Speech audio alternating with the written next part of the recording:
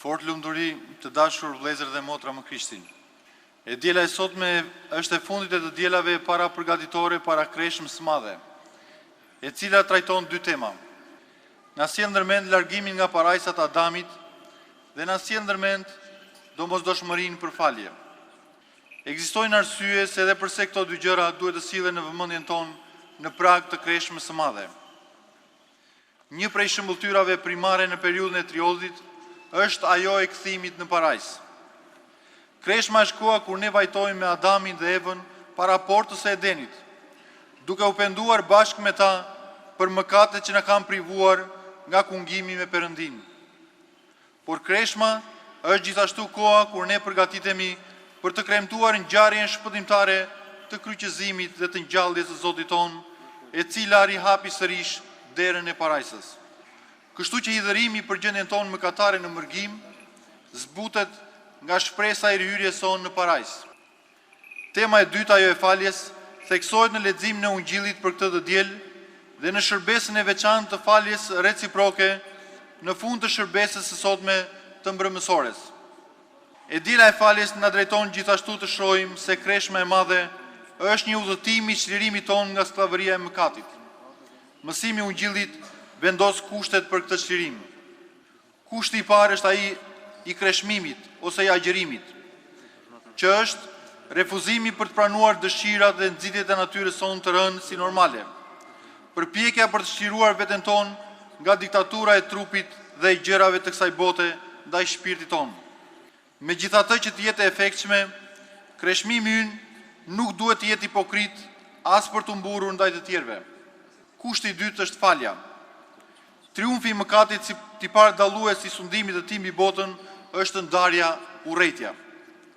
Prandaj goditja e parë ndaj mureve të kësaj fortese të mëkatit është falja, kthimi në unitet, solidaritet, dashuri. Tema e sotme, siç e përmendëm më sipër, na sjell ndërmend nxjerrjen jashtë Adamit nga parajsa. Himnet e bukura që dëgjuam në mbrëmësoren e dieshme ishin padyshim thirrje për zgjim për gjithë secilin prej nesh.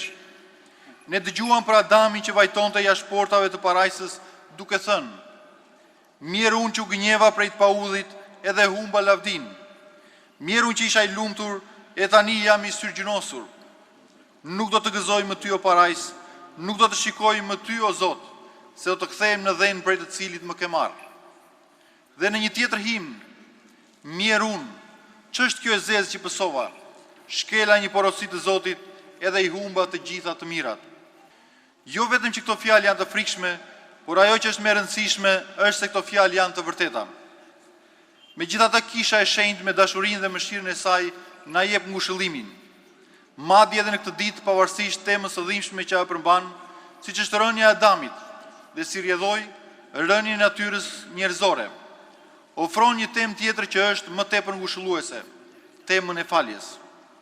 Në këtë të diel fuqishëm na sillet ndërmend se askush nuk është kaq i duruar dhe kaq i mëshirshëm sa Perëndia ynë, nëse ne realisht pendohemi. Edhe prandaj ne duhet vazhdimisht të pendohemi për mëkatet tona, si individualisht, ashtu edhe në komunitet.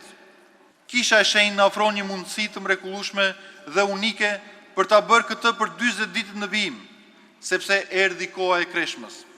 Kreshma e madhe është me të vërtet një kohë e shenjtë për ne të krishterët dhe duhet konsideruar me respekt, dashuri dhe ajo që është më e rëndësishme mbi të gjitha, me gëzim.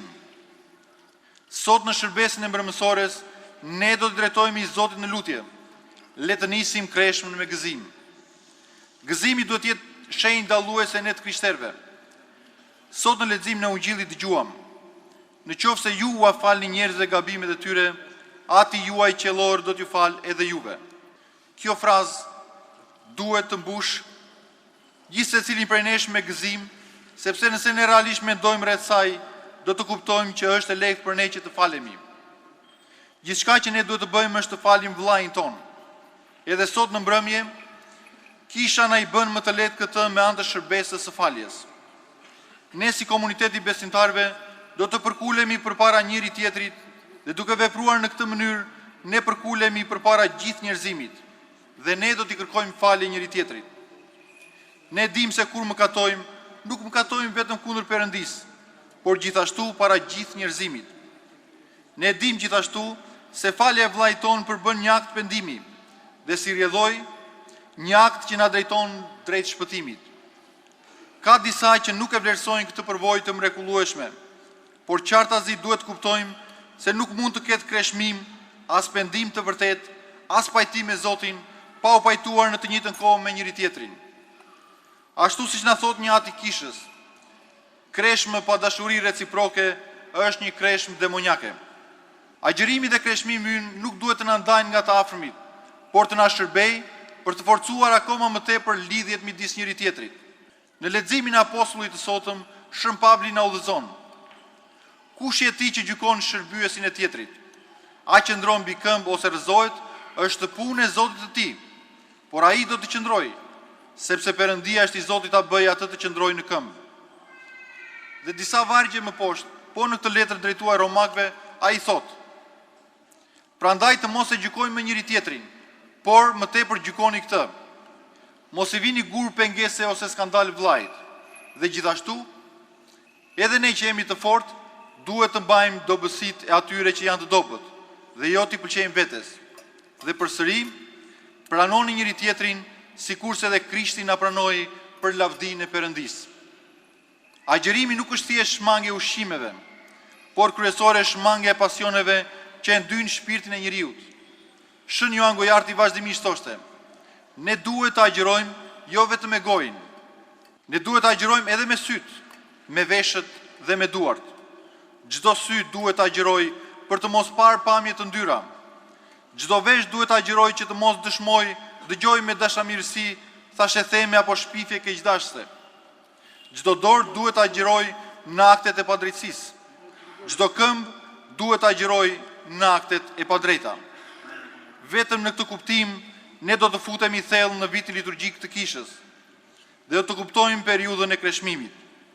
Nëse ne nuk do të arrijmë që të kemi në shpirt faljen, atëherë agjërimi ynë ka qenë i kotë.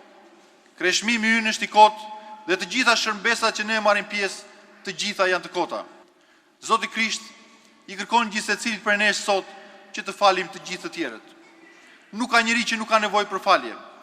Asnjë miqësi, asnjë shoqëri, asnjë shtet, asnjë shtëpi nuk mbahet dot nëse nuk falim njëri tjetrin. Nëse ne nuk do të kemi në shpirt ndjenjën e faljes, gjithçka do të shkatërrohet. Mëkati i pikërisht solli shkatërimin, ndarjen, solli grindjen. Është falja që sjell përsëri bashkimin e unitetin tek Perëndia.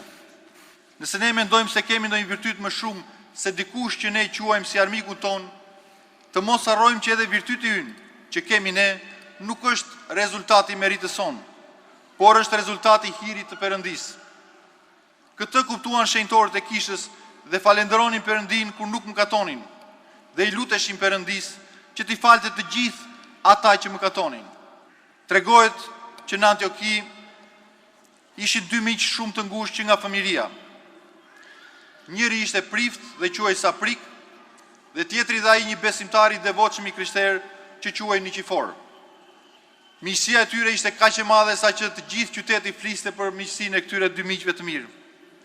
Por armiku i gjendjes njerëzore vendosi ta prishte këtë miqësi dhe futi në mes tyre grindjen. Ajo miqësi aq e madhe u kthye në një urrëtie të tmerrshme kundër njëri tjetrit. Ata jo vetëm që nuk e shihnin dot me sy njëri tjetrin, por vazhdimisht flisnin kundër njëri tjetrit. Gjithë qyteti po habitej se si kishte mundësi që e dashuria dhe miqësia aq e madhe të ishte kthyer në një urrëtie akoma më të madhe. Historia nuk na tregon se kush e kishte fajin, vetëm se midis tyre hyri një urrëtie e madhe.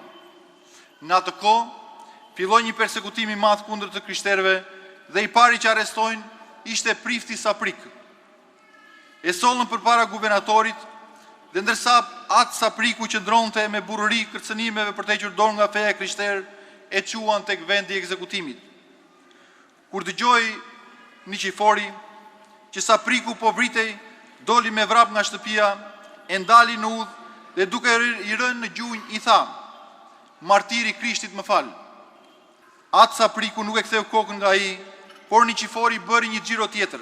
I doli përsëri përpara dhe i tha: "Martiri Krishtit më fal." Sapriku prap nuk e fali. Dhe meqense nuk e fali, Perëndia e hoqi i hirin që i kishte dhënë deri në atë ditë, sepse Sapriku mendonte se virtytit dhe forca e tij ishin nga vetja e tij. Kur ishte përpara xhelatit gati për ekzekutim, Sapriku tremb dhe tha: "Mos më vrisni, sepse do ta mohoj Krishtin." Atëherë Niqifori doli përpara dhe i tha: "Mos vëlla, mos e moho atë të cilit i ke shërbyer gjatë gjithë kësaj kohe. Unë jam i krishter dhe në vend të tij do ta pohoj unë Krishtin." Xhelati që do të kryente ekzekutimin dërgoi një njerëz te guvernatori dhe lajmëroi që prifti e mohoi Krishtin, por ka dalë një njeri tjetër që thot: "Jam i krishter." Guvernatori çoi fjalë që të vrisnin tjetrin. Kështu Sapriku humbi 2 kurora, dhe të faljes dhe të martirizimit, ndërsa Niqifori që u përuli mori të 2 kurorat dhe të faljes dhe të martirit. Kjo histori e dhimbshme është pikërisht për të na treguar ne që nëse ne nuk falim vëllezërit tanë të afërt, as Perëndia nuk do të na falë ne. Dhe Perëndia do ta heq hirin që i ka dhënë çdo të krishteri me anë të pagëzimit. Dhe nëse Perëndia do të heq hirin, atëherë gjithsekush nga ne do ta kuptojë se sa i dobët është. Çdo forcë, çdo mirësi, çdo dashuri që kemi ne në shpirt vjen pikërisht nga hiri i Perëndisë. Ky është sekreti që kishin kuptuar shenjtorët që për çdo gjë të tyre lavdëronin Perëndin. Të dashur motra dhe vëllezër më Krishtin, le të lutemi Perëndisë son që të na jap fuqi për të falur dhe me anë të faljes të pastrojmë zemrën tonë dhe me këtë zemër të pastër le ta nisim udhëtimin tonë drejt Pashkës. Do t'i lutem secilit nga ju që janë këtu të pranishëm që të mundohet të mbaj kreshmën. Njerëzit mbajnë agjërime për gjëra të kota. Kush e di se sa njerëz që mbajnë dieta për zbukurim, mbajnë dieta të forta për të ruajtur linjën e trupit, dhe të krishterët të mos agjërojnë për mbretërinë e qiellit, tingëllon si diçka qesharake. Kreshmimi është ai që do të na ndihmojë ne të përfitojmë prej tij. Duke i uruar gjithsekujt një kreshëm të lehtë, le të lutemi Perëndisë që të na jap hirin për të falur gjithsecilin. Amin.